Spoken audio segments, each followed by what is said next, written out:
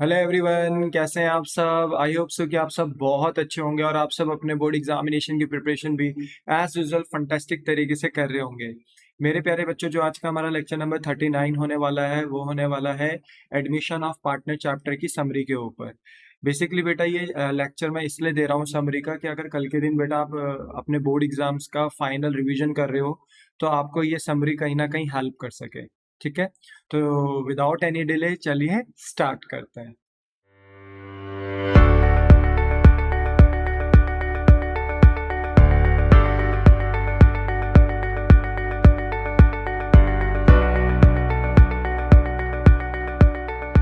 ना एवरीवन, अगर मैं समरी की बात करूं बेटा एडमिशन ऑफ पार्टनर की, तो हमारे पास सबसे पहला पॉइंट आता है मीनिंग ऑफ रिकॉन्स्टिट्यूशन। जहां पर हमने देखा था कि एक फर्म रिकॉन्स्टिट्यूट होती कैसी है। तो हमने देखा था अगर किसी भी तरीके से बेटा पार्टनर्स के बीच का जो एग्जिस्टिंग एग्रीमेंट है यानी जो प्रेजेंट में चल रहा है, अगर वो चेंज हो जाए तो हम कहते थे कि पार्टनरशिप फर्म में रिकॉन्स्टिट्यूशन हो गया। जनरली इस चीज को देखा जाता था जब पार्टनर के बीच में रेशो चेंज होता था। तो जब जैसे ही रेशो चेंज होता था तो हम मान लेते थे कि उन पार्टनर्स के बीच में एग्जिस्टिंग एग्रीमेंट क्या हो रहा है, चेंज, और फर्म में क्या आ रहा है, रिकॉन्स्टिट्यूशन। एग्जाम्पल है जैसे बेटा ओल्ड पार्टनर्स थे ए एंड बी, ये बिजनेस को चला रहे थे, but now they will decide कि हम सी को एडमिट करेंगे। तो पहले ए और बी के बीच में रेशो था 3:2, बट नाउ अब तीनों के बीच में सी को भी एडमिट करा तो रेशो हो गया 3:2:1। तो क्या ए और बी के बीच में बेटा एग्रीमेंट चेंज हुआ? था आंसर इज यस। तो ऐसे में बेटा हम कहते हैं कि फर्म में क्या आ गया, रिकॉन्स्टिट्यूशन। जिस भी दिन ये सी को एडमिट कर रहे होंगे ना, उस दिन फर्म में रिकॉन्स्टिट्यूशन आ गया। अब जिस दिन बेटा हम नए पार्टनर को बेटा एडमिट करते हैं बिजनेस में यानी रिकॉन्स्टिट्यूशन होता है, उस दिन ना जनरली ओल्ड पार्टनर्स को क्या होता है, सेक्रीफाइस। और न्यू पार्टनर तो बेटा बिजनेस में आ रहा है और सीधा बिजनेस के प्रॉफिट को शेयर करेगा, इंजॉय करेगा। तो यहाँ पर ना नया पार्टनर बेटा हमेशा गेन करता है क्योंकि उसको शेयर मिलता है फर्म के अंदर। तो नया पार्टनर हमेशा गेन करता है, बट ओल्ड पार्टनर हमेशा क्या करते हैं, सेक्रीफाइस। और क्योंकि यहाँ मेजोरिटी सेक्रीफाइसिंग की ज्यादा होती है, तो ऐसे में बेटा हम यहाँ पर सेक्रीफाइसिंग रेशो कैलकुलेट करते थे, ना कि गेनिंग रेशो, है ना। तो that will be the reason बेटा कि जब रिकॉन्स्टिट्यूशन होता था तो हम अपना इस चैप्टर के अंदर सेक्रीफाइसिंग रेशियो भी कैलकुलेट करते थे। और सेक्रीफाइसिंग रेशियो कैलकुलेट करने का जो हमारे पास फॉर्मूला था वो था old ratio minus new ratio. और मैंने आपको बताया था कि आप इसे सन के नाम से भी याद रख सकते हैं। ठीक है, S for sacrificing, O for old and N for new ratio. तो यहाँ पर बेसिकली अगर मान लो कि मैं एक एग्जांपल देता हूँ कि ए और बी के बीच का रेशो है 3:2 और न्यू रेशो बेटा ए बी सी के बीच का है 5:3:2, क्योंकि सी नया पार्टनर एडमिट हो गया, लेट बी सपोज। तो एग्जांपल के तौर पे अगर मैं ए का सेक्रीफाइसिंग शेयर निकालता हूँ तो ओल्ड रेशो क्या है बेटा, मान लीजिए ए का 3/5 और न्यू रेशो ए का क्या है 5/10। एलसीएम लोगे तो 10 आएगा बेटा। ठीक है, बाकी सॉल्व करोगे तो 5 के टेबल में 10 टू टाइम, 3 2 6 आ जाएगा, और 10 के टेबल में 10 1 टाइम, 1 5 6 माइनस 1 करोगे, 6 - 5 करोगे बेटा तो ये 1/10 आ जाएगा। तो देखो 1/10 ना पॉजिटिव का आ रहा है, और अगर ये पॉजिटिव का आ रहा ना इट मीन्स ये सेक्रीफाइसिंग रेशो को सपोर्ट कर रहा। तो हम मान लेते थे कि जो ए पार्टनर है ना वो क्या कर रहा है, सेक्रीफाइस कर रहा है। ठीक है, ए पार्टनर क्या कर रहा है, सेक्रीफाइस कर रहा है। ऐसे हम बी का भी निकालते थे, फिर दोनों का हमारा सेक्रीफाइसिंग शेयर निकलता था, दोनों के डिनोमिनेटर क्या हो जाते थे, सेम, तो फिर हम सेक्रीफाइसिंग रेशो निकालते थे, याद है ना। तो ये हमारा पॉइंट होता था। तो इसके लिए बेटा फिर हमने देखा था कि जब हम सेक्रीफाइसिंग रेशो निकालते हैं तो हमें ओल्ड रेशो भी चाहिए होता है और न्यू रेशो भी चाहिए होता है। तो हम यहाँ पर बेटा देखो फिर ना हमारा नेक्स्ट स्टेप होता था कि अगर हमें नया रेशो निकालना है तो कैसे निकालना है। देखो अगर नया रेशो क्वेश्चन में ऑलरेडी गिवन है तो ये बहुत इंपॉर्टेंट पॉइंट था, अगर आपको याद हो, अगर नया रेशो गिवन होता है तो फिर ना बेटा कंपलसरी होता है कि हमें कैलकुलेट करना होता है सेक्रीफाइसिंग रेशो। कंपलसरी होता है, पता है क्यों? क्योंकि जो न्यू रेशो होता है ना बेटा वो 3 मेथड से निकाला जाता है। बट अगर हम न्यू रेशो ऑलरेडी क्वेश्चन में गिवन करके रख दे यानी क्वेश्चन ने ऑलरेडी न्यू रेशो दिया है, तो उसने बताया नहीं कि मेथड 1 2 3 किससे वो न्यू रेशो निकाल रहे हैं, तो ऐसे में ना हमें पता ही नहीं है बेटा। तो वहां पर फिर हम ना ये बोलते हैं ना कि पता नहीं कर पा रहे कि स्पेसिफिकली न्यू रेशो कौन से मेथड से हमने कैलकुलेट करा है। तो ऐसा हो सकता है कि क्वेश्चन ने ये न्यू रेशो बिना किसी मेथड के निकाले रैंडमली आपको दे दिया हो। तो जब न्यू रेशो हमें दिया हुआ रहता है ना बेटा, तो अब हमारा जिम्मा हो जाता है कि हमें सेक्रीफाइसिंग रेशो निकालना है, मतलब निकालना है। ठीक है ना, फॉर्मूला क्या होता है, ओल्ड माइनस न्यू। तो अगर मैंने क्वेश्चन में न्यू रेशो आपको गिवन दे दिया तो आपको फिर सेक्रीफाइसिंग रेशो निकालना जरूरी है। ऐसे में फिर न्यू रेशो नहीं निकालना क्योंकि न्यू रेशो मैंने आपको दिया है। बट अगर न्यू रेशो गिवन नहीं है बेटा तब आप न्यू रेशियो 3 मेथड लगाएंगे अपने, मेथड 1, मेथड 2, मेथड 3, वहां से आप अपना न्यू रेशियो कैलकुलेट कर सकते हो। मैंने आपको बेटा बताया भी था कि जो मेथड 1 है हम उसको अपनी सिंपल लैंग्वेज में सिंपल मेथड बोलते थे। मेथड 2 को हम बोलते थे एक्वायर यानी टेक मेथड, क्योंकि एक्वायर की जगह कभी टेक शब्द भी लिखा होता था। मेथड थर्ड को हम सरेंडर मेथड यानी गिव मेथड के नाम से भी जानते थे। मेथड 2 में बेटा न्यू पार्टनर अपने शेयर का कुछ हिस्सा किन से लेता था, ओल्ड पार्टनर से। और मेथड थर्ड यानी सरेंडर मेथड में ओल्ड पार्टनर खुद ब खुद न्यू पार्टनर को क्या दे देते थे, अपने शेयर से कुछ हिस्सा निकालकर न्यू पार्टनर को दे देते थे। और मेथड 1 हमारा वहां लगता था बेटा जहां पर सिंपल ये बताया जाता था कि ओल्ड पार्टनर का रेशो इतना है और न्यू पार्टनर को आप इतने शेयर से एडमिट कर रहे हैं, बट ये बताया नहीं है कि न्यू पार्टनर शेयर एक्वायर कर रहे हैं ओल्ड पार्टनर से कि ओल्ड पार्टनर खुद ब खुद सरेंडर कर रहे हैं, नहीं बता रखा था, तो वहां पर मेथड 1 लगता था। तो हमने देखा था अपनी क्लास में कि मेथड 1 के अकॉर्डिंग हम कैसे न्यू रेशो निकालते थे, मेथड 2 के अकॉर्डिंग हम कैसे न्यू रेशो निकालते थे, मेथड 3 के अकॉर्डिंग कैसे न्यू रेशो निकालते थे, हमने देखा था। पर बेटा देखो, जब हमने ना ये तीनों मेथड लर्न एंड अंडरस्टैंड कर दिए थे, तो हमने अपना ना एक स्मार्ट वर्क निकाला था, अगर आपको याद हो। अगर हम न्यू रेशो का मेथड 1 लगाते थे यानी सिंपल मेथड, तो हम एज्यूम करते थे कि ओल्ड ही रेशो सेक्रीफाइस होता था। ये हमारी थ्योरी, हमारा कंक्लूजन निकला था बेटा, ठीक है। और मैंने आपको सॉल्व करके भी बताया था, मैंने यहाँ से न्यू रेशो भी निकाला था बेटा, और फिर ओल्ड रेशो हमें क्वेश्चन में दिया हुआ रहता था, तो ओल्ड माइनस न्यू करके जब मैंने मेथड 1 के अंदर सेक्रीफाइसिंग रेशो निकाला था, तो वहां पे हमने पाया था कि जो हमारा ओल्ड ही रेशो होता था वो सेक्रीफाइसिंग रेशो होता था। तो ये हमारा स्मार्ट वर्क था। यानी अगर हमें क्वेश्चन में ये दिखे कि अगर हमें न्यू रेशो किससे निकालना हो मेथड 1 से, तो हम वहां पे सेक्रीफाइसिंग रेशो बिल्कुल भी नहीं निकालेंगे, क्योंकि हमें पता है ओल्ड ही रेशो यहाँ पर सेक्रीफाइस होगा। अगर हम मेथड 2 के अकॉर्डिंग बेटा अपना न्यू रेशो निकाल रहे हैं, तो यहाँ हमारा स्मार्ट वर्क ये कहता था कि जो एक्वायर रेशो होता है, जिस रेशो में न्यू पार्टनर अपना शेयर लेता है किनसे, ओल्ड पार्टनर से, दरअसल वही एक्वायर रेशो सेक्रीफाइसिंग रेशो होता है। तो अगर हमें ये एहसास हो जाए कि हमें न्यू रेशो कौन से मेथड से कैलकुलेट करना है, मेथड नंबर 2 से, तो हम वहाँ एज्यूम करते थे कि एज पर मेथड 2 हम वहाँ सेक्रीफाइसिंग रेशो नहीं निकालेंगे, हमारा एक्वायर रेशो ही सेक्रीफाइसिंग रेशो है।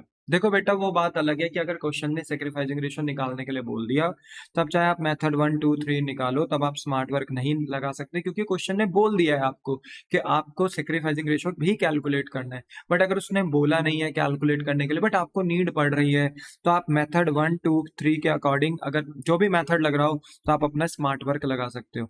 मेथड 1 के अकॉर्डिंग ओल्ड रेशो सेक्रीफाइस होता है, मेथड 2 के अकॉर्डिंग एक्वायर रेशो सेक्रीफाइसिंग होता है, और मेथड 3 के अकॉर्डिंग हमने देखा था कि जो हमारा सरेंडर रेशो होता है वही हमारा सेक्रीफाइसिंग रेशो होता है। बोलो, बात समझ में आ गई? The answer is yes. फिर हमने फोर्थ पॉइंट में देखा था बेटा कि किस तरीके से हम ट्रीटमेंट कर सकते हैं new partner capital and premium for goodwill का। बेसिकली हमने यहाँ पे जर्नल एंट्री पास करना सीखा था। बट बेटा, जब हम प्रीमियम फॉर गुडविल के बारे में लर्न एंड अंडरस्टैंड कर रहे थे, तो मैंने आपको बताया था कि premium for goodwill generally firm goodwill से निकलती है, और फर्म गुडविल अगर क्वेश्चन में दी है तो वेरी गुड, बल्ले बल्ले, मजा आ गया। बट अगर फर्म गुडविल नहीं दी है, तो फर्म गुडविल निकालने के बेटा अपने 4 मेथड होते हैं, जो हमने चैप्टर नंबर 2 गुडविल चैप्टर में पढ़ा था, गुडविल ऑफ द फर्म में। 4 होते थे बेटा, average profit method, weighted average profit method, super profit method और कैपिटलाइजेशन मेथड। कैपिटलाइजेशन के अंदर 2 होते थे, capitalisation of average profit and capitalisation of super profit. आपको याद आया? हाँ। बेसिकली हमने देखा था कि ज्यादातर कौन सा मेथड लग रहा था एडमिशन में, जब गुडविल फर्म के गुडविल नहीं देते थे, मेथड देते थे, तो ज्यादातर एवरेज प्रॉफिट मेथड लगता था। बट क्योंकि हमने गुडविल चैप्टर में सारे मेथड पढ़े हुए हैं, तो हम यहाँ पर बोलते हैं ना, सिलेक्टिव नहीं रहेंगे बेटा कि हमेशा एवरेज प्रॉफिट ही आएगा। कुछ भी आए हमें फर्क नहीं पड़ता बेटा, हमें सारे मेथड आने चाहिए। बट हमने ज्यादातर क्वेश्चन में देखा था कि जो फर्म गुडविल निकाल रहे थे वो कौन से मेथड से निकाल रहे थे, एवरेज प्रॉफिट मेथड से, अगर फर्म गुडविल नहीं दे रहे थे तो। फर्म गुडविल दी, वंस अगेन मजे आ गए। बट अगर फर्म गुडविल नहीं दी तो मेथड लगाओ। और अगर मेथड भी गिवन नहीं है और फिर भी क्वेश्चन में गुडविल की बातें बोली गई हैं, तो फिर हम ये कहते थे कि अगर फर्म गुडविल गिवन नहीं है, तो समटाइम किसके कॉन्सेप्ट लग जाते थे, हिडन गुडविल के कॉन्सेप्ट। और हिडन गुडविल आपको पता है और कुछ नहीं, फर्म गुडविल ही होती है। बट वो गुडविल बेटा हम अपने नए पार्टनर से बेटा ना बोलते हैं सेट असाइड करके रखते हैं, छुपा के रखते हैं। हम एकदम से न्यू पार्टनर को अपनी फर्म की गुडविल डिस्क्लोज नहीं करते for the security reasons. That's why मेरे बच्चे, हम एज्यूम करते हैं कि जो नया पार्टनर कैपिटल ला रहा है उसी के अंदर वो कुछ अमाउंट ऑफ गुडविल ला रहा है, बट नए पार्टनर को ये पता नहीं होता। दैट्स वाई हम फर्म गुडविल को यहाँ हाइड करके रखते हैं, उसको हिडन गुडविल भी बोलते हैं। तो जब हम हिडन गुडविल कैलकुलेट कर रहे थे यानी फर्म गुडविल कैलकुलेट कर रहे थे, तो हमने देखा था कि हिडन गुडविल हम 3 स्टेप में निकाल सकते हैं। पहले स्टेप में बेटा हम यहाँ पे नई फर्म की कैपिटल निकालते थे, और नई फर्म की कैपिटल हम कैसे निकालते थे कि हम नए पार्टनर की कैपिटल लेते थे और उसी का ही शेयर यानी नए पार्टनर का शेयर ही रेसिप्रोकल करते थे। लेट बी सपोज अगर नए पार्टनर की कैपिटल है 1 लाख और नए पार्टनर का शेयर है लेट बी सपोज 1/4, तो हमने बेटा रेसिप्रोकल कर देंगे नए पार्टनर का शेयर यानी 4/1। और अगर 1 लाख की मल्टीप्लाई करोगे 4/1 से तो नए फर्म की कैपिटल कितनी आ जाएगी 4 lakh. So this is the concept. इतना इजी है बेटा, कुछ भी नहीं है ना। तो ये हम निकाला करते थे। फिर सेकंड पॉइंट में हम निकालते थे बेटा total capital of all partners. जितने भी पार्टनर्स हैं इंक्लूडिंग ओल्ड न्यू सब सारे पार्टनर्स की हम कैपिटल लेते थे। ओल्ड पार्टनर्स की कैपिटल, न्यू पार्टनर की कैपिटल। फिर लेते थे किसी भी टाइप का कोई भी प्रॉफिट हो या किसी भी टाइप का कोई लॉस हो, तो प्रॉफिट हो तो ऐड करते थे बेटा, लॉस होता था तो लेस करते थे। याद आया आपको कुछ बेटा? हाँ सर याद तो आया। पर हमने प्रॉफिट में क्या क्या लेना था, तो मैंने बताए थे बैलेंस शीट में 4 टाइप के अनडिस्ट्रीब्यूटेड प्रॉफिट होते थे। एक पीएनएल का credit balance, general reserve, workman compensation reserve और आईएफआर। पर point to be noted, workman compensation reserve और आईएफआर वही रिजर्व लेना था जिसपे कोई क्लेम ना आया हो और ना कोई लॉस आया हो, है ना। तो अगर मान लो कोई क्लेम या लॉस आया है, वर्कमैन कंपनसेशन रिजर्व में वर्कर का क्लेम आया, तो इन्वेस्टमेंट फ्लक्चुएशन रिजर्व में बेटा आपको इन्वेस्टमेंट से लॉस हुआ, तो उतना क्लेम लॉस यहाँ से माइनस करते थे। फिर जो बचा हुआ रिजर्व और आईएफआर होता था वो यहाँ पर एज अ प्रॉफिट हम लिखते थे, क्योंकि वही प्रॉफिट हमारा फिर पार्टनर के बीच में बंटना होता था। अगर कोई क्लेम और कोई लॉस नहीं आया है बेटा इन रिजर्व में, तो फिर direct reserve, workman compensation reserve और आईएफआर हम यहाँ लिख सकते थे। मैंने आपको बेटा जब पढ़ाया था undistributed profit reserve and losses में, तो वहाँ पे अच्छे से ये चीज हमने डिस्कस करी थी। बट यस, 4 टाइप के प्रॉफिट होते हैं, वो हमने यहाँ लिखने हैं। और अगर रिवोल्यूशन अकाउंट से भी कोई प्रॉफिट आ रहा है तो वो भी हमने यहाँ पर कॉपी कर लेना है, ठीक है, यहाँ पे लिख देना है। अगर कोई लॉस है तो बेटा बैलेंस शीट में 4 टाइप के लॉस होते हैं। पीएनएल का debit balance, preliminary expense, deferred advertisement expense और परचेज गुडविल। बोलो बात समझ में आई? यहाँ पे बेटा एक पॉइंट मिस हो गया, बट आप यहाँ पे लिख सकते थे कि प्लस करके अगर रिवोल्यूशन अकाउंट से आपको क्या हो रहा है अगर लॉस, ठीक है, क्या हो रहा है लॉस, तो वो भी आप यहाँ पर लिख सकते थे, ठीक है, क्योंकि लॉस तो रिवोल्यूशन से भी होता है ना। तो ये 5 आपके लॉस थे। याद रखना जो 4 टाइप के प्रॉफिट होते हैं बेसिकली, ये प्रॉफिट आपको कहाँ दिखाई देते हैं? बैलेंस शीट की लाइबिलिटी साइड में। और जो ये 4 टाइप के लॉसेज होते हैं, सॉरी गुडविल तक, ये सारे लॉसेज आपको कहाँ दिखाई देते हैं? बैलेंस शीट के एसेट साइड, ठीक है ना। तो ये लॉस प्रॉफिट हमें वहां से मिल जाते हैं बस, बट एक एक्स्ट्रा प्रॉफिट और लॉस हो सकता है जो है रिवोल्यूशन का, तो उन्हें भी यहाँ पर रिवोल्यूशन का प्रॉफिट है तो प्रॉफिट में लिख देना है, रिवोल्यूशन का लॉस है तो लॉस में लिख देना है। और फिर प्रॉफिट और लॉस को उस अकॉर्डिंग प्लस एंड माइनस कर देना है जब आप कैलकुलेशन करेंगे total capital of all partner. Let be suppose कि आपने total capital of all partners निकाल दिया, तो स्टेप थर्ड में बेटा हम हिडन गुडविल निकालते थे। और हिडन गुडविल बेटा हमारा किस तरीके से निकलता था? अगर हमें हिडन गुडविल यानी फर्म गुडविल निकालनी होती थी, तो हम यहाँ पर बेटा न्यू फर्म की कैपिटल लेते थे स्टेप 1, और total capital of all partners लेते थे जो हमने स्टेप नंबर 2 में कैलकुलेट करा, और स्टेप 1 से स्टेप 2 को लेस कर देते थे, यानी न्यू फर्म की कैपिटल को माइनस कर देते थे total capital of all partners. Let be suppose नई फर्म की कैपिटल आई 4 लाख और सारे पार्टनर की कैपिटल मिला दी तो कितनी आ रही है? 3 लाख। प्रॉफिट लॉस भी एड लेस कर दिया तब मिलाकर total capital of all partners आ रही है 3 लाख। तो ऐसे कैसे हो गया बेटा कि अगर बिजनेस के अंदर सारे पार्टनर्स के capital, profit, losses add less कर लिया हमने, तो पार्टनर्स की, पूरे पार्टनर्स की कैपिटल आ रही है 3 लाख, बट नई फर्म की कैपिटल कितनी आ रही है? 4 लाख। तो ये 1 लाख का डिफरेंस क्यों आ रहा? तो हम कहते थे कि ये 1 लाख का जो डिफरेंस आ रहा, ये और कुछ नहीं हिडन गुडविल है यानी फर्म गुडविल है। और जैसे ही बेटा हमें ये हिडन गुडविल, फर्म गुडविल पता होती थी, तो यहाँ से फिर हम नए पार्टनर के शेयर के साथ मल्टीप्लाई कर कर, जैसे फर्म की गुडविल 1 लाख आई और नए पार्टनर का शेयर है 1/4, तो यहाँ पे हम कहते थे कि नए पार्टनर की गुडविल कितनी आ गई? 25,000। अगर वो कैश में लाता था तो प्रीमियम फॉर गुडविल बोलते थे, और अगर नहीं लाता था तो फिर हम उसके कैपिटल से एडजस्ट करते थे। याद है? नहीं ला रहा तो इट्स ओके, हम तुम्हें छोड़ेंगे नहीं, कैपिटल से एडजस्ट करेंगे। और हिडन गुडविल के इस केस में तो बेटा वो गुडविल कभी कैश में लाता ही नहीं था, तो हम उसके कैपिटल से ही वो चीज लेस कर देते थे। बट फिलहाल अभी हम ये मानते हैं कि नया पार्टनर गुडविल कैश में ला रहा है, तो क्या एंट्री होगी? तो हमारा जो फोर्थ पॉइंट था ना बेटा, तो वो new partner capital and premium for goodwill का था। तो बेसिकली एंट्री ये होती थी कि अगर नया पार्टनर कैपिटल ला रहा है तो बिजनेस के लिए लायबिलिटी बढ़ रही है, कैपिटल हम इंक्रीज कर देते थे नई न्यू पार्टनर की, यानी 2Cs कैपिटल। और अगर नया पार्टनर अपने साथ एक एक्स्ट्रा अमाउंट भी लाता था प्रीमियम फॉर गुडविल, तो ये बिजनेस की इनकम होती थी, बिजनेस इसको क्रेडिट कर देती थी।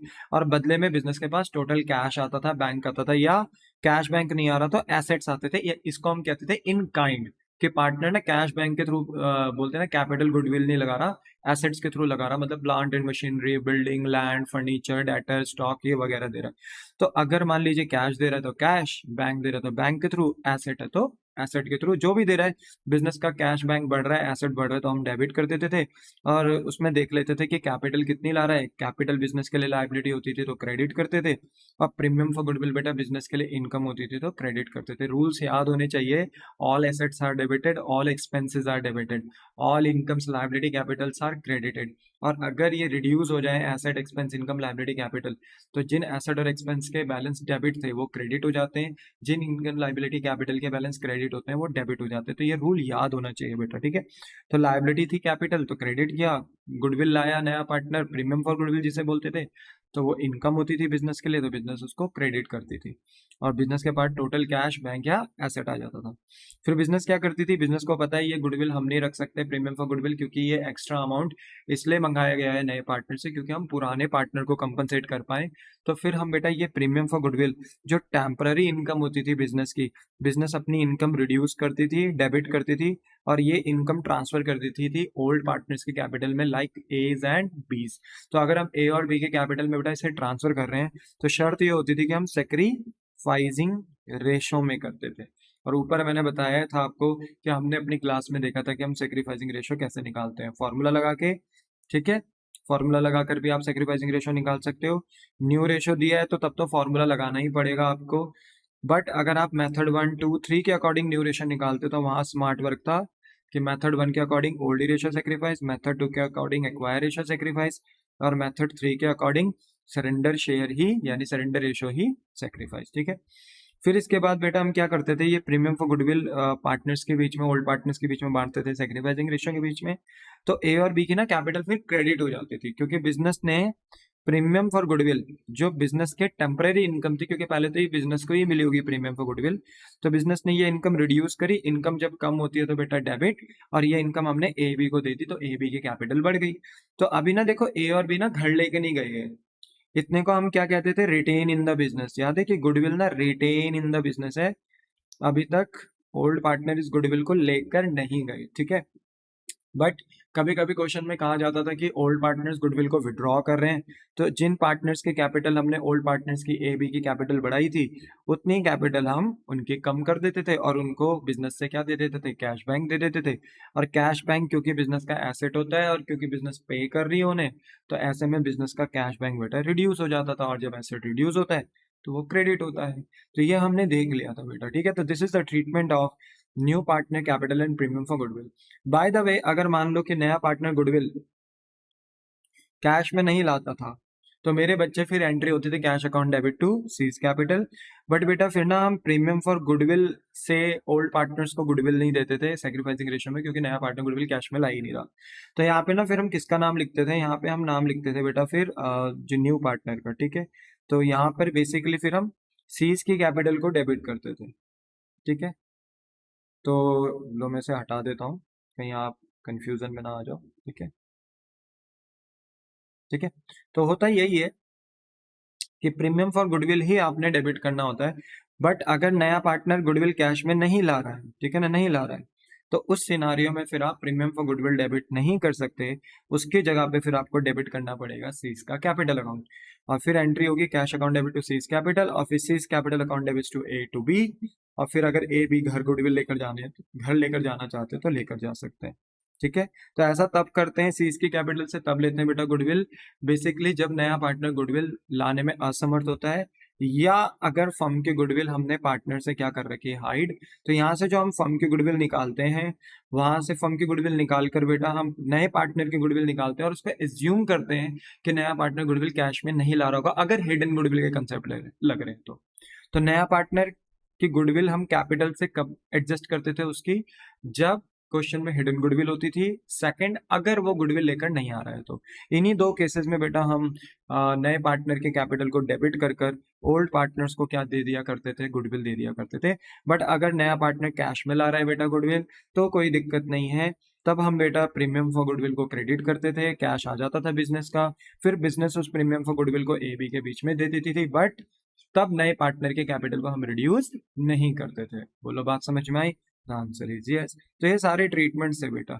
फिर हमने देखा था कि फिफ्थ पॉइंट में उसके बाद हमने पढ़ा था कि एक्यूमुलेटेड प्रॉफिट रिजर्व एंड हमारे पास कुछ लॉसेस होते हैं, ऐसे कुछ प्रॉफिट रिजर्व एंड लॉसेस जो अभी तक हमने पार्टनर के बीच में डिस्ट्रीब्यूट नहीं करे, बट वो प्रॉफिट पार्टनरशिप फर्म ने अपने पास रखे थे, इसलिए क्योंकि उन प्रॉफिट से या तो फ्यूचर में ग्रोथ करनी थी या वो प्रॉफिट हमने कुछ स्पेसिफिक पर्पस के लिए बचा के रखे थे, ठीक है। दूसरा कुछ लॉसेस होते थे जो हम बांटते नहीं थे पार्टनर्स के बीच में, या जो हम अभी तक राइट ऑफ नहीं कर पाए, बिजनेस खुद उनको राइट ऑफ नहीं कर पाई। क्यों नहीं कर पाई? क्योंकि ये लॉसेस बहुत ज्यादा हैवी हो जाते थे। तो मतलब कहने का इतना है बस बेटा कि कुछ प्रॉफिट और रिजर्व अनडिस्ट्रीब्यूटेड रहते थे और कुछ लॉसेस हमारे अनडिस्ट्रीब्यूटेड रहते थे। तो अगर हमारे पास कुछ प्रॉफिट्स हैं तो वो हमें कहाँ दिखाए जाते थे? Liability side. और प्रॉफिट हमारे पास 4 टाइप के होते थे, याद है? अभी मैंने जब आपको हिडन गुडविल का स्टेप 2 पढ़ाया था, total capital of all partners, तो उसमें मैंने एनी प्रॉफिट एनी लॉस में भी अभी ये डिस्कस किया था। तो 4 टाइप के प्रॉफिट होते थे बेटा, पीएनएल का credit balance, general reserve, workman compensation reserve, IFR. इसमें से बेटा पीएनएल और जनरल रिजर्व बेटा हमारा फ्री प्रॉफिट होता था, याद है? हम इन्हें old partner in old ratio बांटते थे। पर वर्कमैन कंपनसेशन और आईएफआर ना फ्री प्रॉफिट्स नहीं होते थे, ये है रिजर्व, इनमें भी प्रॉफिट ही बचा रखा है, बट ये किसी पर्पस के लिए बनाए गए हैं। जैसे वर्कमैन कंपनसेशन रिजर्व वर्कर्स के डैमेज, वर्करों के साथ होने वाले किसी डैमेज एक्सीडेंट के लिए बनाया जाता है कि किसी के साथ कोई हादसा वगैरह हो जाए तो फिर हम उन्हें क्लेम पे कर पाए। तो अगर मान लो कि हमें वर्कमैन कंपनसेशन रिजर्व दिख रहा है तो हम इसे पार्टनर के बीच में बांटेंगे, ऐसा कुछ नहीं है। बस हमें देखना होगा कि कोई क्लेम तो नहीं आया, अगर क्लेम आया तो उतना लेस कर दो, बचा हुआ रिजर्व पार्टनर के बीच में बांट दो। आईएफआर भी बेटा हम किसके लिए बनाते हैं? इन्वेस्टमेंट में होने वाली फ्लक्चुएशन के लिए। इन्वेस्टमेंट बढ़ रहा है तो अच्छी बात है, बट अगर इन्वेस्टमेंट की वैल्यू कम हो रही है तो फिर हमें नुकसान होता है, उस नुकसान से बचने के लिए हम आईएफआर बनाते हैं। और अगर मान लीजिए कि हमें इन्वेस्टमेंट में लॉस हो रहा है तो उतना लॉस फिर हम इस आईएफआर से लेस करते हैं, फिर जो बचता है बेटा फिर हम उसको पार्टनर के बीच में बांट देते हैं, है ना? तो ये डब्ल्यूसीआर और आईएफआर का कंसेप्ट था। आपको वर्कमैन कंपनसेशन रिजर्व और आईएफआर भी पार्टनर के बीच में बांटना है, बट ये देख लेना है कि वर्कमैन कंपनसेशन रिजर्व में कोई क्लेम तो नहीं आया, आईएफआर में कोई लॉस तो नहीं आया इन्वेस्टमेंट से, अगर आया है तो लेस करो, बचा हुआ जो भी रिजर्व है वो पार्टनर के बीच में बांट दो। बात करें बेटा एसेट साइड में 4 टाइप के आपके लॉसेस होते थे, जिसमें से बेटा 3 तो फिक्टिशियस एसेट होते थे, पीएनएल का debit balance, preliminary deferred advertisement. Fictitious asset मतलब ये रियल एसेट नहीं होते, बट क्योंकि ये लॉसेस इतने हैवी हो गए तो बिजनेस इनको राइट ऑफ नहीं कर पाई पीएनएल अकाउंट में, अपने स्टेटमेंट ऑफ पीएनएल में राइट ऑफ नहीं कर पाई। दैट्स वाई मेरे बच्चे तब तक बिजनेस ने इनको कहाँ दिखा दिया? एसेट साइड दिखा दिया, कह दिया कि ये राइट ऑफ करना बाकी है, ठीक है। अब ये जो 3 आपके लॉस थे ये तो थे ही, बट यहाँ पर ना बेटा रिकॉन्स्टिट्यूशन में एक लॉस आपका और क्रिएट हो जाता है जो कि होता है परचेज गुडविल।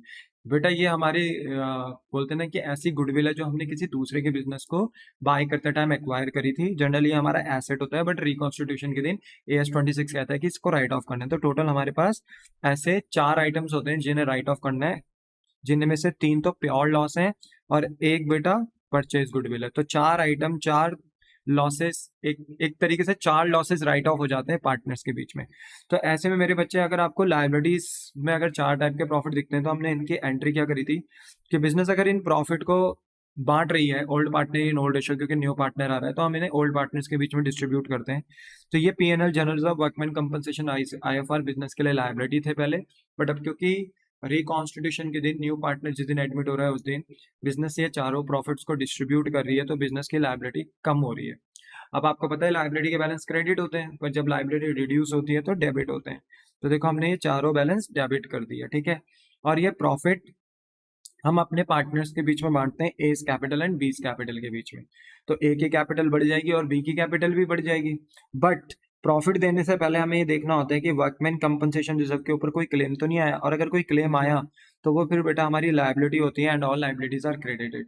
हाँ, नुकसान नहीं होगा क्योंकि वो नुकसान वर्कमैन कंपनसेशन रिजर्व से कैंसल आउट हो जाएगा। बट यस, लायबिलिटी तो होगी ना, क्योंकि अमाउंट तो पे करना है। तो टू वर्कमैन कंपनसेशन क्लेम और लायबिलिटी है तो क्रेडिट होगा। अगर आईएफआर है बेटा और इन्वेस्टमेंट में नुकसान हो रहा है तो इन्वेस्टमेंट आपको अपना डाउन करना होगा।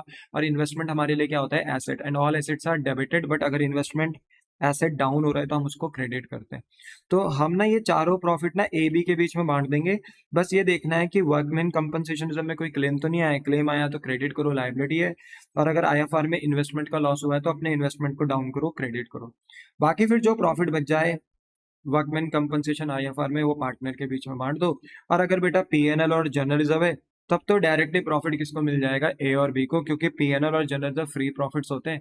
इनमें किसी भी तरीके का कोई लॉस या कोई क्लेम वगैरह नहीं आता। तो ये हमारी ना एक टोटल एंट्री थी कि अगर आपको PNL, general reserve, workman compensation reserve और आईएफआर बांटना है पार्टनर के बीच में तो कैसे बांटोगे, ठीक है। और अगर बात करें बेटा लॉसेस की, तो चार टाइप के यहाँ पे लॉसेस हैं। तीन आपके प्योर लॉस हैं जिसे हम फिक्टिशियस एसेट कहते हैं, और एक हमारा परचेज गुडविल है। अगर आप इनको बांट रहे हो तो सोचो ये एसेट साइड थे, आज आप अपने एसेट ना राइट ऑफ कर रहे हो तो आपके एसेट बढ़ नहीं रहे, कम हो रहे। एसेट्स बेटा डेबिट होते हैं बट जब रिड्यूस होते हैं तो क्रेडिट होते हैं। तो मान लीजिए कि अगर हमें ये चारों आइटम दिख रहे हैं तो हम इनको क्रेडिट कर देंगे क्योंकि हम अपने एसेट्स को खत्म कर रहे हैं। और इनको लॉस, अब ऑब्वियसली बात है ना, थे तो ये एसेट साइड। अब अगर हम इनको खत्म करेंगे तो बेटा राइट ऑफ करेंगे तो होगा नुकसान, और ये नुकसान हम किनको दे देंगे? ओल्ड पार्टनर्स को, ओल्ड रेशो में। याद रखें, सेक्रीफाइसिंग रेशो में सिर्फ प्रीमियम फॉर गुडविल, नए पार्टनर की जो गुडविल होती है उसको ही बांटा जाता है। बाकी सारी चीजें ओल्ड रेशो में ही डिस्ट्रीब्यूट होती हैं। तो प्रॉफिट भी देखो हमने ओल्ड ही रेशो में बांटा, ए बी के बीच में। और जो ये लॉसेस हम बांट रहे हैं, ये भी हम जब लॉस ए और बी को देंगे तो ए और बी की कैपिटल बेटा बढ़ेगी नहीं, कम हो जाएगी, क्योंकि हम इनको प्रॉफिट नहीं दे रहे, पार्टनर को लॉस दे रहे। तो लॉस से ना बेटा कैपिटल कम होती है, और कैपिटल अगर कम होती है तो बिजनेस के लिए लाइबिलिटी भी कम हो जाती है, क्योंकि फ्यूचर में फिर ए और बी को कभी पैसा देना पड़ा तो कम देना पड़ेगा। तो ए और बी की कैपिटल ना हमने डेबिट कर दी। बोलो आपको बात समझ में आई? हाँ। तो जो भी जितना भी लॉस होगा ना बेटा, जितना भी अमाउंट होगा वो ए और बी के बीच में ओल्ड रेशो में बांट दिया जाएगा। बोलो क्लियर है? हाँ जी, हाँ जी सर क्लियर है। उसके बाद फिर बेटा हमने देखा था 6 पॉइंट में कि कैसे हम रिवोल्यूशन अकाउंट बना सकते हैं। तो रिवोल्यूशन अकाउंट बनाने का सिंपल तरीका था बेटा, इस अकाउंट में बेसिकली डेबिट साइड जो होती है वो एक्सपेंस की होती है और क्रेडिट साइड हमारी इनकम की होती है। और दरअसल इस अकाउंट में बेटा वही आइटम्स आते हैं जहां पर हमारे एसेट्स और लायबिलिटी में चेंज होने की गुंजाइश रहती है। अगर हमारे एसेट्स और लायबिलिटी में किसी भी तरीके का चेंज होता है और वो चेंज अगर फेवरेबल है तो फायदा होता है, क्रेडिट। बट अगर अनफेवरेबल है, नुकसान हो रहा है एसेट्स और लायबिलिटी के चेंज होने से, तो फिर डेबिट साइड में आता था। फॉर एग्जांपल, आपके एसेट बढ़ गए, आपको फायदा हुआ, तो जितने से एसेट बढ़े, लाइक आपकी मशीन पहले 1 लाख थी पुरानी बैलेंस शीट में, बट नाउ वो कह रहे हैं कि आपकी मशीन अब 1 लाख से 1,40,000 हो गई। तो मशीन कितने से बढ़ गई? 40,000 से। इंक्रीज इन एसेट 40,000 से, तो आपको फायदा हो गया। ठीक है। अगर आपकी लायबिलिटी घट गई, आपके क्रेडिटर पहले 1 लाख के थे बट अब 80 के हो गए, तो लायबिलिटी कितने से घट गई? 20,000 से, आपको फायदा हो गया। मान लो आपके पास एक स्टॉक था जिसको आपने रिकॉर्ड नहीं किया, अनसोल्ड गुड्स, स्टॉक एसेट होते हैं ना बेटा। मान लो 10,000 के थे, रिकॉर्ड ही नहीं किया, बट जिस दिन पार्टनर एडमिट हुआ उस दिन पता चला कि एक अनरिकॉर्डेड एसेट यानी स्टॉक भी पड़ा हुआ है आपके पास। तो आपको अच्छा लगेगा, तो इनकम हो गई, क्रेडिट साइड 10,000 से आ जाएगा। वहीं अगर इनका अपोजिट हो जाए, एसेट बढ़ नहीं रहे, घट रहे, तो बेटा नुकसान होगा। लायबिलिटी घट नहीं रही है, बढ़ रही है, तो नुकसान होगा। और अगर आपको एसेट खोया पाया नहीं पाया जा रहा, आपको लायबिलिटी मिल रही है, एक ऐसी लायबिलिटी जिसको आपने पहले रिकॉर्ड नहीं किया था बट अब रिकॉर्ड करोगे, तो ऐसे में बेटा आपका नुकसान होगा और वो डेबिट साइड में आएगा। फिर आप ये देखते थे कि आपकी इनकम साइड ग्रेटर साइड पे है कि आपका नुकसान ग्रेटर साइड पे है। मान लो कि अगर आपकी इनकम ज्यादा है और एक्सपेंस कम है तो आपके पास प्रॉफिट आता था, वो प्रॉफिट अगेन ए और बी के बीच में ओल्ड रेशो में बांट देते थे। बट अगर आपका एक्सपेंस साइड बड़ा है और इनकम साइड छोटा है तो फिर बेटा ऐसे में आपका आता था लॉस। और ये लॉस फिर आप किसके बीच में ट्रांसफर कर दोगे? अपने पार्टनर्स के बीच में, पार्टनर्स कैपिटल अकाउंट में ट्रांसफर कर दोगे बिटवीन ए एंड बी। ठीक है ना। तो जैसे ये बांटा प्रॉफिट, वैसे ही हम लॉस बांटेंगे बट क्रेडिट साइड में। बट कौन से रेशो में? ओल्ड रेशो में, क्योंकि न्यू रेशो में थोड़ी बांटा जाएगा कुछ, क्योंकि ये जो चेंजेस हुए हैं ये ओल्ड बैलेंस शीट के एसेट्स और लाइबिलिटी में चेंजेस हुए हैं, उन्हीं से फायदा नुकसान हो रहा है। तो फायदा नुकसान हमेशा ओल्ड रेशो में बांटा जाएगा। देखो न्यू रेशो में हम कुछ नहीं बांट सकते क्योंकि न्यू रेशो अब आगे अप्लाई होगा। और सेक्रीफाइसिंग रेशो में एक ही चीज बढ़ती है, वो है न्यू पार्टनर की गुडविल। चाहे वो कैश में ला रहा हो प्रीमियम फॉर गुडविल, चाहे वो ना ला रहा हो, चाहे हम उसके कैपिटल से एडजस्ट कर रहे हो, बट गुडविल का ही न्यू पार्टनर जो गुडविल ट्रीटमेंट होता है उसी को ही हम सेक्रीफाइसिंग रेशो में एडजस्ट करते हैं। न्यू रेशो में कुछ नहीं बढ़ता, इसके अलावा जो भी चीज आप देखो सब ओल्ड रेशो में, सब ओल्ड रेशो में बढ़ती है बेटा। ठीक है, बोलो क्लियर हो गया। फिर उसके बाद हमने देखा था कि हम पार्टनर्स कैपिटल अकाउंट कैसे बनाते हैं। तो हमने देखा था पार्टनर्स कैपिटल अकाउंट हमें ड्रॉ करना है। अगर मान लो ए और बी दो पार्टनर है और सी आपने एक नया पार्टनर एडमिट करा है, तो आपका एक कॉलम लेफ्ट हैंड साइड में पर्टिकुलर का होगा और 3 कॉलम आप ड्रॉ करोगे, 2 ओल्ड के और एक न्यू के। और राइट हैंड साइड में वही पर्टिकुलर 2 पार्टनर ओल्ड के और एक न्यू पार्टनर का। Debit left hand side debit की है बेटा, राइट हैंड साइड क्रेडिट की है। और पार्टनर्स कैपिटल बेटा बिजनेस के लिए जनरली कौन सा अकाउंट होता था, लायबिलिटी अकाउंट। बेसिकली देखा जाए तो इस अकाउंट में बेटा टोटल मिला के 6 चीजें डाली जाती थी। ओपनिंग से स्टार्ट होता था, खत्म कहाँ पे होता था, क्लोजिंग पे। ओपनिंग क्रेडिट से ही क्यों स्टार्ट होता था, क्योंकि ये लायबिलिटी अकाउंट है। जनरली बिजनेस के लिए लायबिलिटी क्या होती है बेटा, क्रेडिट्स होती हैं, तो क्रेडिट से स्टार्ट होता था। खत्म कहाँ पे होता था बेटा, डेबिट में। बट इस अकाउंट में अगर हमें ओपनिंग से कहाँ पहुंचना होता था, क्लोजिंग में, तो हमें 6 आइटम्स जाननी पड़ती थी। 6 आइटम वो इस तरीके से थी बेटा कि सबसे पहले हम ओपनिंग बैलेंस लिखते थे, है ना। बाय बैलेंस ब्रॉट डाउन ए और बी, क्योंकि नए पार्टनर का कोई ओपनिंग बैलेंस नहीं होता था तो ए और बी का लिखते थे, और ये हमें पुरानी बैलेंस शीट से पता चलता था। फिर हम लिखते थे न्यू पार्टनर की कैपिटल, फिर लिखते थे हम न्यू पार्टनर की गुडविल का ट्रीटमेंट। अगर गुडविल लाता था वो कैश में, तो हम बाय प्रीमियम फॉर गुडविल कर कर, याद है आपको, याद है कुछ, बाय प्रीमियम फॉर गुडविल कर कर दे दिया करते थे किसको बेटा, ए और बी को। और अगर नहीं लाता था तो कैपिटल से लेते थे, बाई सीज कैपिटल, और ए और बी को देते थे। बट फिर ए यानी एस कैपिटल और बीस कैपिटल फिर ले भी ले लेते थे, किससे, सी से, अगर वो गुडविल कैश में नहीं लाता था। आई पुरानी बातें याद है, हाँ सर आई थोड़ी थोड़ी। फोर्थ पॉइंट में हम किसका ट्रीटमेंट करते थे, रिवोल्यूशन का प्रॉफिट लॉस। अगर रिवोल्यूशन का प्रॉफिट होता तो क्रेडिट साइड में देते थे, लॉस होता था तो डेबिट साइड में देते थे। फिर देखते थे lookout balance sheet, balance sheet में जाते थे, देखते थे 4 टाइप के प्रॉफिट और 4 टाइप के लॉस। प्रॉफिट होते थे तो पार्टनर्स के बीच में बांट देते थे, लॉस होते थे तो वो भी हम पार्टनर्स के बीच में बांट देते थे। बोलो क्लियर है आपको। और फिर उसके बाद 6 पॉइंट होता था, क्या कोई पार्टनर एसेट लेकर जा रहा है। अगर कोई पार्टनर एसेट लेकर जाता था तो हम उस पार्टनर का उस एसेट के नाम लिखकर कैपिटल को क्या कर देते थे, कम कर देते थे। ठीक है ना। न्यू तो नहीं लेकर जा सकता ना, क्योंकि न्यू तो अभी अभी आया। तो ओल्ड पार्टनर्स क्या करते थे, कभी कभी एसेट लेकर जा सकते थे, तो एसेट का नाम लिखकर हम उस पर्टिकुलर पार्टनर के कैपिटल क्या कर देते थे, कम कर देते थे। तो ये 6 चीजें हम लिखते थे, और इन 6 के 6 पॉइंट्स लिखने के बाद मेरे बच्चे फिर हम क्या करते थे, इन सारे पॉइंट्स को प्लस माइनस करते थे, और फिर हमारी क्लोजिंग कैपिटल आती थी। अगर question without adjustment of capital का, यानी हमें इस क्लोजिंग कैपिटल को एडजस्ट नहीं करना, तो हमारा क्वेश्चन यहीं खत्म हो जाता था बेटा, और फिर ये क्लोजिंग कैपिटल कहाँ जाती थी, बैलेंस शीट में। बट अगर क्वेश्चन एडजस्टमेंट ऑफ कैपिटल से रिलेट करता था, जिसके क्वेश्चन हमने लास्ट क्लास में खत्म करे, तो ऐसे में बेटा ये ओपनिंग कैपिटल कहाँ जाती थी बेटा, सॉरी ये क्लोजिंग कैपिटल आपकी आगे ट्रांसफर हो जाती थी as a opening capital by balance brought down.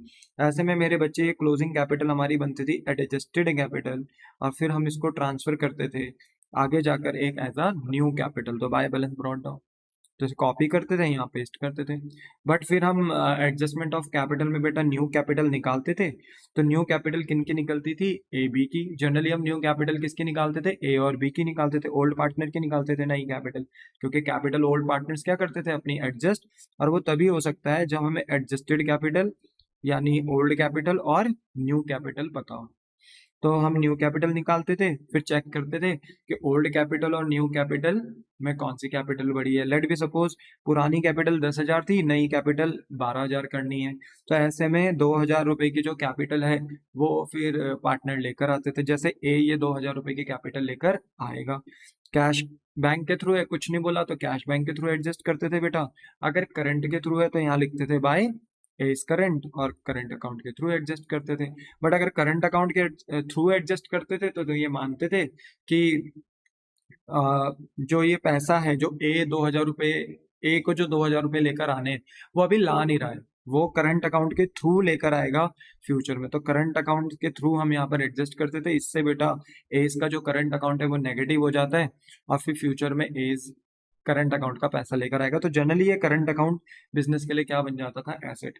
But अगर हम बी का देखें, जैसे एक एग्जांपल रखा है बेटा, ओल्ड कैपिटल बी की है 8,000, जो एडजस्टेड कैपिटल है वही आगे ब्रॉट डाउन होकर ओल्ड कैपिटल हो जाती है। ठीक है, 8,000 ये एडजस्टेड है, बट न्यू कैपिटल कितनी आई थी, मान लो बी की 6,000। ठीक है, तो बी की ओल्ड कैपिटल 8,000 है, न्यू कैपिटल है 6,000।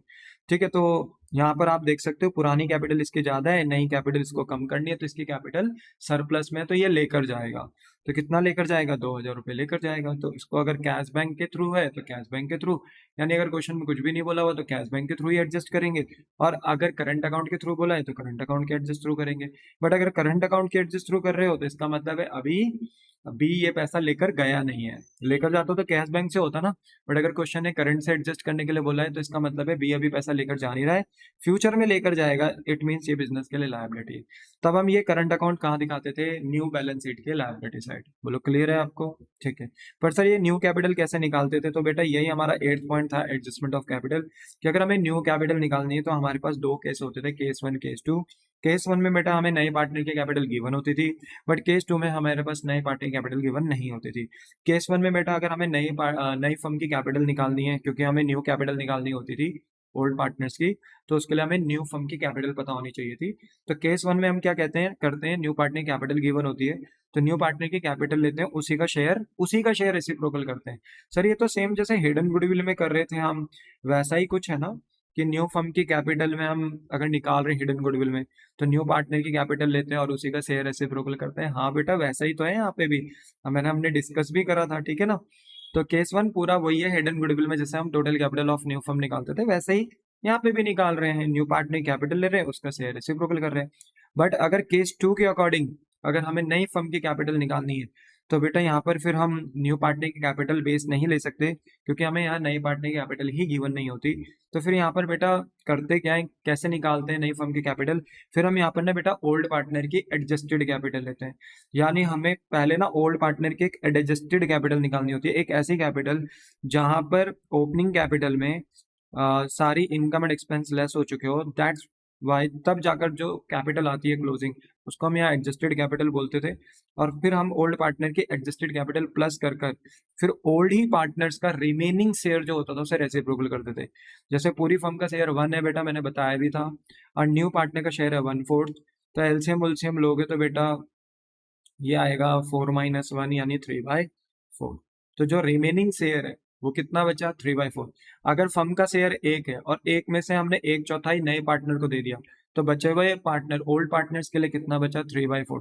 तो इसी 3/4 को ना हमें रेसिप्रोकल करना पड़ता था ओल्ड पार्टनर्स की एडजस्टेड कैपिटल में, तब जाके total capital of new firm आती थी। अब चाहे हम total capital of new firm case 1 के अकॉर्डिंग निकाले चाहे केस 2, अगर हमने total capital of new firm निकाल लिया बेटा, तो फिर हम उसे न्यू रेशो में बांटते थे। और एडजस्टमेंट ऑफ कैपिटल के केस में बेटा न्यू रेशो निकालना जरूरी होता था। अगर न्यू रेशो दे रखा है तो अच्छी बात है, बट अगर न्यू रेशो नहीं दिया तो जो मैंने अभी स्टार्टिंग में बताया था कि हम मेथड 1, मेथड 2 एंड मेथड 3 के अकॉर्डिंग बेटा अपना क्या निकाल सकते हैं, न्यू रेशो निकाल सकते हैं। बोलो क्लियर है, दैट्स योर पॉइंट। और यहाँ से बेटा फिर हम न्यू रेशो निकाल कर न्यू कैपिटल के साथ मल्टीप्लाई कर कर अपने ओल्ड पार्टनर्स के क्या निकाल लेते थे, न्यू कैपिटल। फिर न्यू कैपिटल को ओल्ड कैपिटल से क्या करते थे, कंपेयर, देखते थे कौन कैपिटल लाएगा कौन कैपिटल लेकर जाएगा। इसी को एडजस्टमेंट ऑफ कैपिटल कहते थे। कैश बैंक से करना है तो कैश बैंक से करते थे, करंट अकाउंट से एडजस्ट करना होता था तो करंट अकाउंट से करते थे। बट मेक श्योर कि करंट अकाउंट से अगर आप कर रहे हो तो अगर किसी पार्टनर को कैपिटल लानी होती है और वो करंट अकाउंट से एडजस्ट करते हैं, तो ऐसे में वो अभी लाया नहीं है, फ्यूचर में लाएगा तो वो बिजनेस के लिए एसेट बनता है, तो बैलेंस शीट के एसेट साइड भी वो करंट अकाउंट शो होता है। बट अगर कोई पार्टनर कैपिटल लेकर जा रहा है बट वो अभी अभी नहीं लेकर जा रहा है, फ्यूचर में लेकर जाएगा, यानी करंट अकाउंट से एडजस्ट हो रहा है, तो इट मीन्स कि वो बिजनेस के लिए लायबिलिटी है, बिजनेस को उतना अमाउंट फ्यूचर में उसे पे करना है। बोलो क्लियर हो गई बात। सो दैट्स योर पॉइंट बेटा, और इसी के साथ ही हमारी पूरी समरी खत्म होती है। आप चाहें तो इसे नोट कर सकते हैं बेटा, ठीक है। ये मैंने यहाँ पर फ्रेम में रख दिया, आप चाहें तो इसे कॉपी कर सकते हैं, ठीक है। फिर उसके बाद 4th पॉइंट से मैं यहाँ से दिखा रहा हूँ, तो इतना आप कॉपी कर लीजिए, ठीक है। फिर उसके बाद 5th से मैं दिखा रहा हूँ आपको 6 तक, आप इसको भी कॉपी कर सकते हैं, ठीक है, इसको भी कॉपी कर सकते हैं। और उसके बाद फिर 7 से लेके 8 तक, ये मैं आपको बता रहा हूँ, ठीक है। तो आप इसको भी कॉपी कर सकते हैं, ठीक है, इसको भी कॉपी आप कर सकते हो। तो दिस इज योर समरी। और मेरे बच्चे आपको ये लास्ट टाइम पे ना बहुत हेल्प करेगी, आपको पूरा ये चैप्टर ना ऐसे बिल्कुल टिप पे होना चाहिए कि कौन कौन से पॉइंट हमने कहाँ कहाँ पढ़े थे, तब जाके बेटा आपका चैप्टर ना बोलते हैं ना टू द पॉइंट क्लियर होगा, ठीक है। तो आई होप सो कि आपको ये समरी क्लियर होगी बेटा। बाकी अगर कोई भी इस चैप्टर में डाउट रह गए हो, वैसे तो नहीं रहने चाहिए बट अगर रह गए हो तो आप अपना बोलते हैं ना यूट्यूब के कमेंट सेक्शन में अपना डाउट लिख सकते हैं एज फास्ट पॉसिबल। मैं आपके डाउट को क्लियर करने की पूरी पूरी कोशिश करूंगा, ठीक है बेटा। तो चलिए इसी के साथ ये लेक्चर फिनिश करते हैं। हमारा एडमिशन चैप्टर भी अब खत्म हो चुका है, ऑफिशियली खत्म हो चुका था लेक्चर नंबर 38 में, बट आज के लेक्चर में 39 लेक्चर्स में मैंने आपको समरी दे दी इसकी, ठीक है। तो मैं मिलता हूँ बेटा अब आपको नेक्स्ट क्लास में नए चैप्टर के साथ, रिटायरमेंट ऑफ पार्टनर के साथ। टाटा बाय बाय, से